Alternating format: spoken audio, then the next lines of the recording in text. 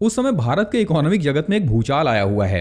एक बहुत ही बड़ा बिजनेस हाउस जिसे हम अदानीज के नाम से जानते हैं, उनकी वजह से पूरी स्टॉक मार्केट, बहुत बड़ा फाइनेंशियल मार्केट अपनी जड़ों से हिल गया है। कि अदानीज का टोटल मार्केट कैप कुछ 12 लाख करोड़ के आसपास है। पर जरा ध्यान से समझिए, क्या आप उस पूरे पैसे को देख पाते हैं?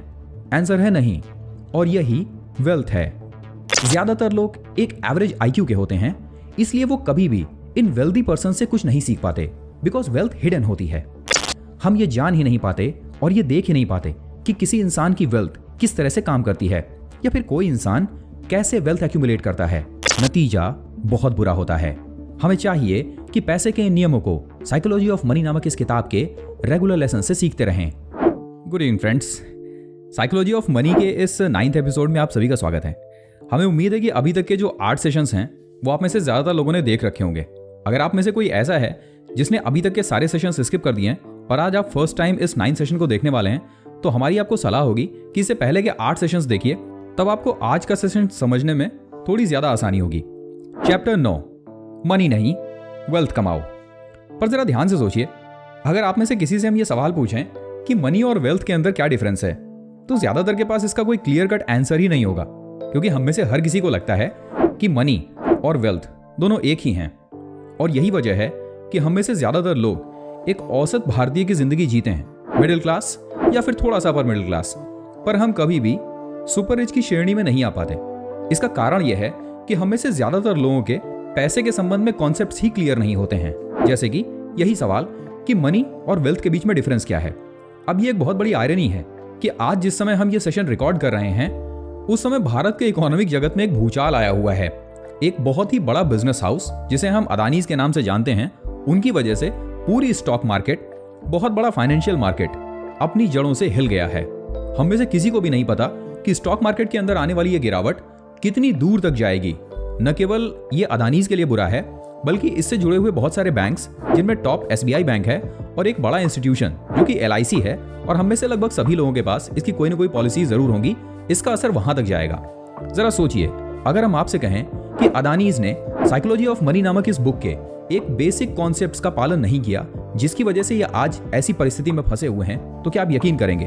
अगर नहीं तो इससे प्रीवियस के सेशंस देखिए, वहां पर हमने एक बार आपके साथ डिस्कस किया था। ये बुक बताती है कि किसी भी इंसान की वैल्यूज 2 तरह से नापी जाती है, एक उसकी रियल वैल्यू और दूसरी उसकी परसीव्ड वैल्यू। अदानीज के स्टॉक गिरने का एक मेन रीजन ये है कि इनकी परसीव्ड वैल्यू इनकी रियल वैल्यू से बहुत ज्यादा हो गई थी। अगर आपने वो चैप्टर नहीं देखा है तो उसे दोबारा देखिए। खैर, आते हैं आज के इस चैप्टर पर, जो कि है मनी नहीं वेल्थ कमाओ। तो फिर सवाल यह है कि आखिर मनी और इस वेल्थ के बीच में डिफरेंस क्या है। राइटर बताते हैं, spending money to show people how much money you have is the fastest way to have less money. यानी अगर आप चाहते हैं कि बहुत जल्दी से जल्दी आप गरीब हो जाएं, तो आपके पास जितना भी पैसा है उसे बहुत तेजी से खर्च कीजिए, स्पेशली शो ऑफ में। इसीलिए साइकोलॉजी ऑफ मनी का एक बेसिक कॉन्सेप्ट है कि आपकी आमदनी जितनी भी है, आपके खर्चे हमेशा उससे कम होने चाहिए। राइटर इस चैप्टर को आगे बढ़ाते हुए कहते हैं, fake it until you make it. यानी अगर आपकी जेब में पैसा नहीं भी है तो भी आप खर्च कीजिए, चाहे उधार लेकर खर्च कीजिए, क्रेडिट कार्ड का इस्तेमाल कीजिए, EMI का इस्तेमाल कीजिए, पर जो भी आपकी जरूरत का सामान या फिर जिसे आप शो ऑफ के लिए भी खरीदना चाहते हैं, उसे खरीदिए। ये पैसे के बारे में समाज की एक बेहद गलत अवधारणा को प्रस्तुत करता है। राइटर समझाते हुए आगे बढ़ाते हैं और कहते हैं, वेल्थ और मनी के बीच एक बेसिक डिफरेंस है। मनी आपकी करंट इनकम या वो पैसा है जिसे आप शो ऑफ के लिए इस्तेमाल करते हैं। मिसाल के लिए, अगर किसी इंसान के पास एक बड़ी गाड़ी है, बड़ा घर है, बहुत सारे महंगे रिसॉर्ट्स हैं, बड़ी नाव है, तो आप देखकर ये कह सकते हैं कि इस इंसान के पास बहुत सारा पैसा या फिर मनी है। पर जरा सोचिए, दूसरी तरफ एक ऐसा इंसान है जिसके पास इन सारी चीजों को खरीदने के लिए पैसा है, पर वो इन्हें खर्च नहीं कर रहा। वो अपने इस पैसे को किसी ऐसी जगह इन्वेस्ट करके रखता है जहां से उसे एडिशनल पैसिव इनकम होती है। वो पैसा जिसे आप देख नहीं पाते, उसे ही वेल्थ कहते हैं। मिसाल के लिए, हम में से ज्यादातर लोग जानते हैं कि अदानीज का टोटल मार्केट कैप कुछ 12 लाख करोड़ के आसपास है। पर जरा ध्यान से समझिए, क्या आप उस पूरे पैसे को देख पाते हैं? आंसर है नहीं, और यही वेल्थ है। जब आप अपनी इस फाइनेंशियल लिटरेसी की जर्नी में आगे बढ़ रहे हैं, तब आपको ध्यान रखना चाहिए कि आपको मनी नहीं वेल्थ कमानी है। अब इस कॉन्सेप्ट का मतलब क्या है? इसका मतलब यह है कि आप जितना भी पैसा कमाते हैं उसे अपनी जरूरत पर तो खर्च कीजिए, पर शो ऑफ पर नहीं, क्योंकि जो पैसा आप शो ऑफ पर खर्च कर रहे हैं वो मनी है। बजाय अपने पैसे को शो ऑफ पर खर्च करने के उसे इन्वेस्टमेंट के उन जरियों का इस्तेमाल करते हुए इन्वेस्ट कीजिए जहां पर आपको उससे पैसिव इनकम मिलेगी। इसे वेल्थ में काउंट किया जाएगा। एक सवाल का आंसर देने की कोशिश कीजिए। आप पैसा किस लिए कमा रहे हैं? दूसरों को दिखाने के लिए या फिर अपने लिए? अगर आप उसे अपनी जरूरतों के लिए कमा रहे हैं तो ये वेल्थ है और आपको इसे शो ऑफ करने की जरूरत नहीं। पर अगर आप दूसरों पर रौब झाड़ने के लिए अपना पैसा कमा रहे हैं तब फिर आपको उसे खर्च करने की जरूरत पड़ेगी दूसरों को दिखाने के लिए, और तब वो मनी की कैटेगरी में आएगा। राइटर इस चैप्टर को आगे बढ़ाते हुए कहते हैं, but the wealth is hidden, it's income not spend, wealth is an option not your taken to buy something later. यानी कि अगर आपके पास वेल्थ है तो आपके पास इस बात का ऑप्शन है कि आप जब चाहे तब उसे खर्च कर सकते हैं, पर आप उसे खर्च नहीं करना चाहते क्योंकि आपकी जिंदगी दूसरों को प्रभावित करने के लिए नहीं होती। अब यहां पर एक बहुत ही महत्वपूर्ण सवाल है, जरा ध्यान से सोचिए और इसका जवाब ढूंढने की कोशिश कीजिए। आखिर हम में से ज्यादातर लोग जिंदगी में बहुत अमीर क्यों नहीं हो पाते? और उसका जवाब यह है कि मनी हमेशा दिखाई देती है पर वेल्थ कभी भी दिखाई नहीं देती। लोग वेल्दी होते हैं, उनका बैंक बैलेंस बड़ा होता है, उनके पास बड़ा पैसा होता है, पर यह दिखता नहीं है। जो चीज दिखती नहीं है उससे सीखा भी नहीं जा सकता। आपको बहुत कोशिश करनी होती है, डीप रिसर्च करनी पड़ती है और साथ ही क्रिटिकल एनालिसिस भी, ताकि आप ये समझ सकें कि कोई इंसान अगर वेल्दी है तो वो क्यों है।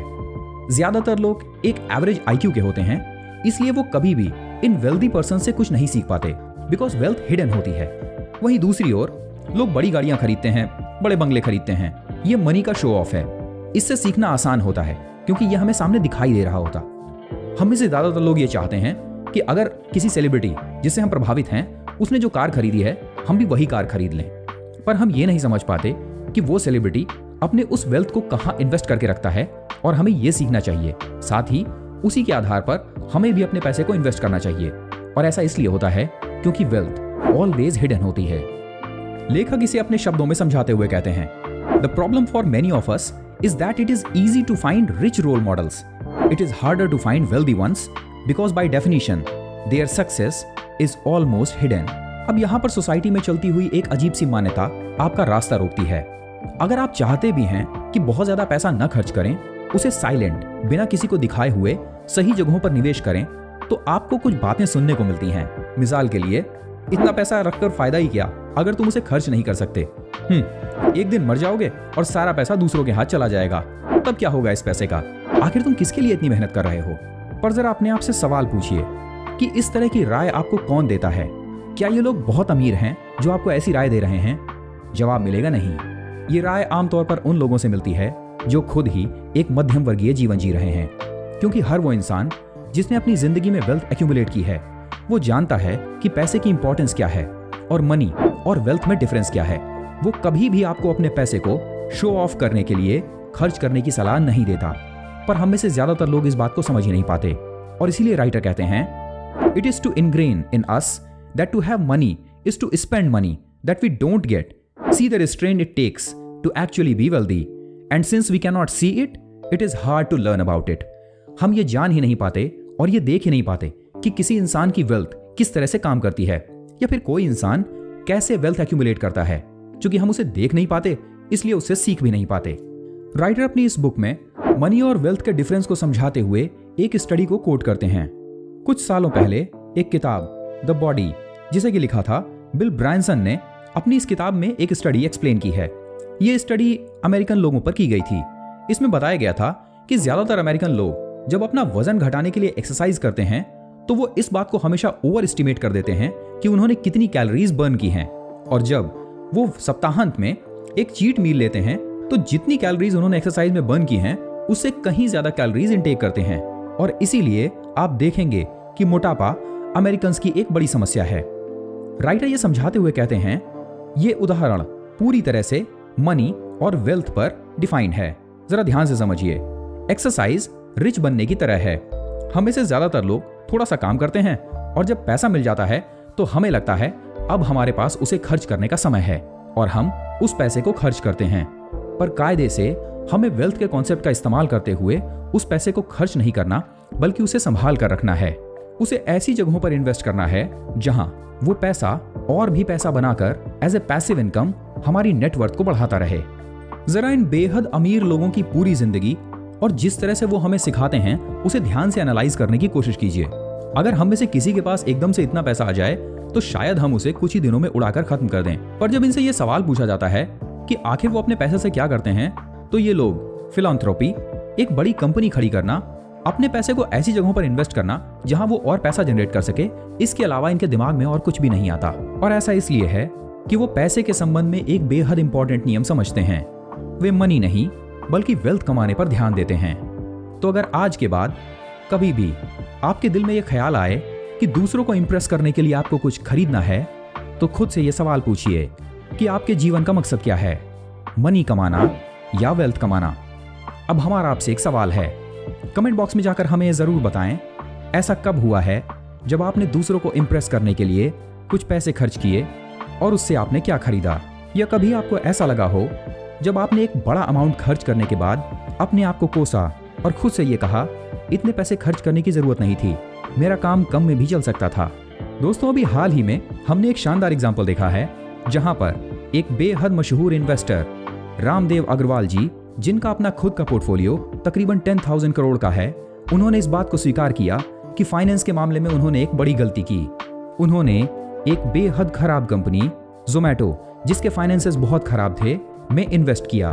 ये एक साइकोलॉजी के बहुत शानदार lesson, the band wagon effect का बेहद शानदार एग्जाम्पल था। जरा ध्यान से समझिए, हम में से कोई भी, चाहे एक बिगिनर या फिर एक एक्सपीरियंस्ड आदमी, एक बेहद गरीब या फिर एक बेहद सफल बिजनेसमैन, ज्यादातर पैसे के संबंध में इन नियमों का पालन करते हैं। पर जब भी हम इन नियमों को तोड़ने की गलती करते हैं, नतीजा बहुत बुरा होता है। हमें चाहिए कि पैसे के इन नियमों को साइकोलॉजी ऑफ मनी नामक इस किताब के रेगुलर लेसन से सीखते रहें और उन्हें अपने जीवन में अच्छी तरह से उतारें। ये बुक अपने आप में पैसों के बारे में एक गीता है। इसके चैप्टर्स इंसान की डेली लाइफ में हर दिन इस्तेमाल किए जा सकते हैं।